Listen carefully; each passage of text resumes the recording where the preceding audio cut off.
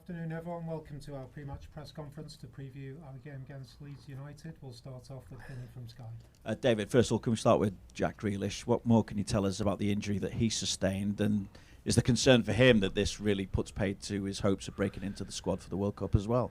Well, it's not for me to give the timescales, and we've not got it yet from the doctors. But he's got a stress fracture in his foot. That's all I can tell you. How big a blow is that, though, for you guys here? It's a big blow because he's been hugely important to us since the start of the season. He's played a big part in the team. But look, we've had a few injuries, but this is a big blow to us, yeah. Is the plan for him to stay with you, though, and go through his recovery that way? Yeah, we're in close contact with Manchester City, so we'll see how that works as we go along and we get more decisions from the specialist. What impact, if any, does it have on any future plans to make his move here permanent? Well, we're not thinking about it at the moment. We're only thinking about Jack. You know, we're upset for Jack and disappointed that he's got an injury. What impact, though, potentially does it have on the need to bring in attacking reinforcements in this window, albeit you're obviously getting Illiman and Dye back from the African Cup of Nations? Well, that'll add to our thinking, that's for sure. You know, getting them's a different story, but it'll add to our thinking. Is there anything out there which we think we could possibly consider? But at the moment, we're just waiting till we get the assessment back from the specialist, and then we'll know more. Can you just check on Beto? There's been talk of Fenerbahce coming in for him. Do you know anything about that? No, nothing about it at the moment, no. I'm guessing with the attacking options that you have, that you wouldn't be prepared to let anyone go at the moment as well. No, we wouldn't, because we've not got enough. But no, don't know anything about it. You've got Illy, though, and Idrissa back from AFCON. How ready are they to get back into things now? Well, I've only walked in the building about half an hour ago, so I can only tell you that I knocked a window at them and shouted out at the window at them, but nothing else. So I've not had the chance to greet them and say congratulate them. So they've just arrived back, really. What did you shout at them? They couldn't hear me, thank goodness, through the glass. What kept you getting back? Yeah. So I take it, though, they'll be assessed over the next couple of days ahead of that game. Yeah, they're not. They've been assessed by the sort of the fitness team and the medical team. What has Harrison Armstrong's performances done to your plans as to whether or not he goes back out on loan? Well, he had his best game for us at Aston Villa, that's for sure, and stepped up. I think, like any player, whether it be an overseas player or a young player, sometimes it can take a few games to get used to the Premier League as well and get used to the games. But Harrison's done a brilliant job since he came in. I still would like to give him back to Preston if it's right, but if I can't and I need him here, I'll more than do that. I think that I've got to make sure that I want to get him games. I don't want him sitting on the bench. And if I thought that I was going to have him sitting on the bench all the time, then I would probably send him back. It's a difficult balance, I suppose, because the competition for place is good. When we see the performances that the whole midfield put in against Aston Villa, for instance. Absolutely. We're just beginning to get some players getting more likely to come back in and around the squad. But again, it only takes one injury and then we could be struggling again. So it'll probably be a late decision, before the deadline, before we make that decision. Does this one come too soon for Kieran and Dewsbury Hall, and whereabouts is Jared Branthwaite? Jared Branthwaite, Kieran Dewsbury Hall back training, but Kieran's just back in. Charlie Alcaraz is back in training. Obviously Jared's just back in training as well. So they're certainly getting much closer to it, that's for sure. And as you look to build on that result against Aston Villa as well, what kind of a test are you facing? And I'm thinking in particular as well of the form that Dominic Calvert-Lewin's showing, 8 goals in his last 10 Premier League games. And I know you didn't get that much of an opportunity to really work with him because of the injuries that he had while he was here. Well, I think Leeds United have got a good team. I think they had at the start of the season. I watched them quite a lot last year in the Championship, and when they played really well when they were getting promoted. So they've added to it, they've strengthened, that's for sure. And I think Leeds are a good team, and certainly in good form at the moment. And we look forward to seeing Dom. We just didn't quite able to sort of make things work in whether it was us to keep him or whether it was Dom to stay, one or the other. But he's certainly got his fitness back anyway and scoring goals. Thanks, Vinny. We'll go to Fraser at Premier League Productions. Hi there. Hi, David. How much credit do you give to Daniel Farke, having started the season with a pretty rigid formation and then halfway through the game against Manchester City, he changes it all around, and suddenly they're starting to find a lot of success. Very good, because it's, in management you have to find ways of winning, and sometimes when you're not doing so well, you need to find other ways of getting results, and I think he's done that.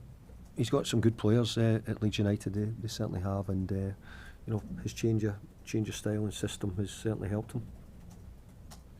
I'm just moving on from the Villa game. I know you're very keen to see just how well you can perform as a team overall this season and your overall ambitions, but moving past that 30-point barrier, does it feel pleasing at this stage in the season to have that one at least ticked off? No, it does. It's another step forward. 40 points was always the numbers which were branded about you have to get to be safe. So I think over many years in the Premier League it's not quite been those numbers, but I certainly think that once you're starting to get over the 30s, then we're starting to look up and how many points can we achieve and gain. But so tight, the Premier League, it could easily flip, so you've got to be careful what you say. I wish we could make Europe, or I could be high in the league, but you've also got to watch that looking over your shoulder isn't that far away either. Thanks, Fraser. We'll go to Julia at Radio Merseyside. Thank you. Hi, Julie. Leeds was the first game of the season for you. How do you assess your progress now you face them again?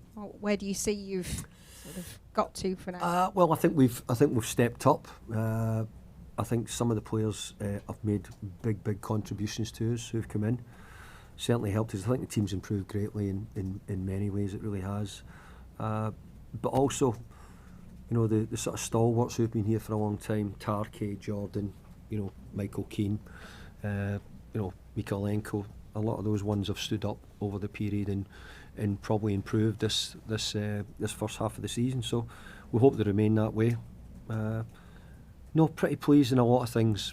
Always thinking, hey, might only be 3 or 4 points away from being in a really good position.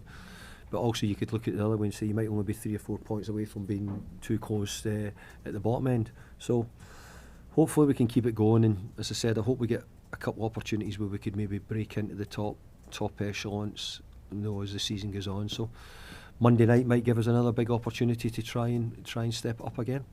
When you've been away from home this season, your record, nobody can beat the away record of Everton right now. What is the difference between home and away form? Have you been able to pinpoint that? I can understand. You've got to remember, first of all, it's a big change moving to a new stadium and new surrounds. All those things make a big difference. And I don't at any time underestimated what that would be like. At the start of the season, we started brilliantly well. But also, there's a responsibility. We want to play better. We want Everton to look better.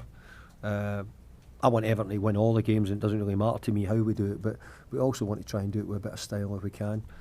I think having the likes of Jack Grealish, Ellie, Kieran Dewsbury Hall have given us a different style, different look. But once you lose your better players, then we've found it a bit difficult to try and keep up the levels. So that's something we need to try and find a way of, that we don't drop so much when we lose those sort of important players to us. How have you, as a manager, been juggling that? Because it feels like sometimes at the moment you get one back and then another one's out. It's sort of one step forward, one step back with the availability of players. For you as a manager, how is that to deal with? I've got to say I found January really difficult. Probably since we played well at Chelsea but lost. And then on that day we lost Ellie in Ghana to the African nations. We also lost Kieran Dewsbury Hall to a hamstring injury on that day. And really since that point it felt as if we've been losing players as we've gone along. By the way, some for our own fault. Sending offs were our own fault, nobody else to blame but ourselves. But the other parts of it are like the injuries which we picked up. Charlie Alcaraz then picks up an injury as well, and before we know it we're running into, we get sending offs etc. with Jack and Keno. So it's been a difficult month, I have to say, and I'm glad we've pulled a couple of really big results out the bag because we've needed it. And in some of the games maybe we expected to do more, say Wolves at home or maybe Burnley away. The likes of Burnley are showing how well they're doing, and Wolves as well are showing how well they're doing. So there's a little bit of maybe the timing and when you play teams in the Premier League, and are you playing them at a good time or a bad time? And I think that's really important as well. When you mentioned Villa before and sort of how players have been stepping up again this season, James Garner's one that's been mentioned in here a lot. He got the player of the match in the Villa game. You were seen speaking to the England manager afterwards. Firstly, where is his contract situation up to, if you can lift any information on that? But also, what did you say? Was it about James Garner? I told Thomas that James was Scottish, really. And I would be surprised if he could play for England. You checked, yeah, you've been looking. so I was looking. His name sounds Scottish, so it's so that was it. But no, like just with a chat about a few things. He's been at a couple of games where we've won narrowly, so he's a wee bit of our club mascot at the moment. And just James's contract as well, is that coming on? Yeah, things are moving on. Lovely. Thank you, good luck. Thanks, Julia. We'll go to Carl at the Press Association. Hi, David. Hi, Carol. Just sorry to go back to Jack and stuff. And I know you said you haven't got been given a timescale yet, but have you? We've not been given the from the specialist yet. We've not had all the information back from the specialist yet. Have you got a best case scenario to try and look on the positive side in terms of? No. Because there's been some wild speculation that it could be up to 3 months, which obviously would take. No, I wouldn't say anything here at the moment, and I wouldn't speculate, and I wouldn't put any numbers to it. No. Okay. And in terms of the two Senegal lads who are back, I'm just wondering what impact that can have on the squad when you've got two players who have won a major tournament, and obviously there are probably many players in the squad who have experience of winning tournaments. So what can they bring from their experience? I think having winners in and around your club, people who are involved in teams with get to finals and come through competitions and do so. But I hope that it helps. I think the experience with the likes of Ghana's got the experience already in and around the dressing room, but I think Ellie will learn and see a lot from it as well. I want players who want to be in finals and do well and hopefully get us as high up the league as we can. So hopefully they both come back playing well and fit and healthy to go. Thanks, Carl. Any further questions in the open section before we move on? No? Okay, thanks.